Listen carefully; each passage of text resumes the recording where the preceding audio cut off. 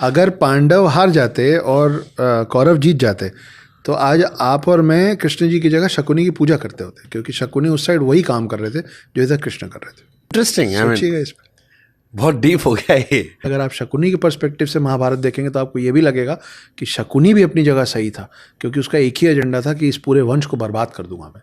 तो इसके पीछे बड़ी प्यारी सी कहानी है जो मैंने पहली बार सदगुरु जी से सुनी थी कि शकुनी जो थे, एक तो गांधार नरेश थे, तो उनको एक बात का तो ये प्रॉब्लम था कि अंधे से मेरी बहन की शादी करा दी गांधारी की।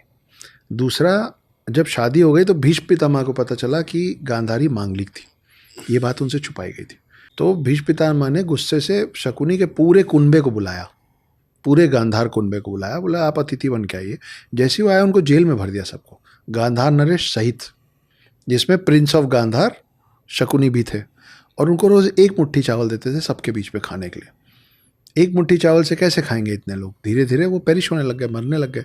तो सब ने मिलकर डिसाइड किया कि हमारा अगला जो प्रिंस है उसको ज़िंदा रखने के लिए एक मुट्ठी चावल इनको खाने दो, हम लोग तो ऐसे भी मरेंगे, मर जाते हैं। रोज़ शकुनी की नज़र के सामने एक एक करके लोग मरते चले गए।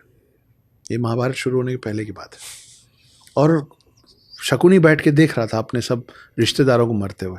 आखिरी में 2 लोग बचे, गांधार नरेश और शकुनी, पिता पुत्र। तब पिता ने बोला कि इधर आओ, मेरे को तुमको एक तोहफा देना है। पूरे शरीर की ताकत अपने पाँव में ला के उन्होंने शकुनी के घुटने पे लात मार दी और शकुनी का घुटना टूट गया।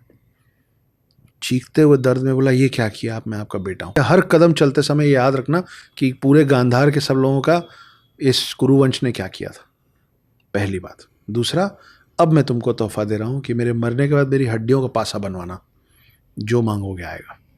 वो वही पासे थे जिसमें पांडव सब कुछ हारे थे।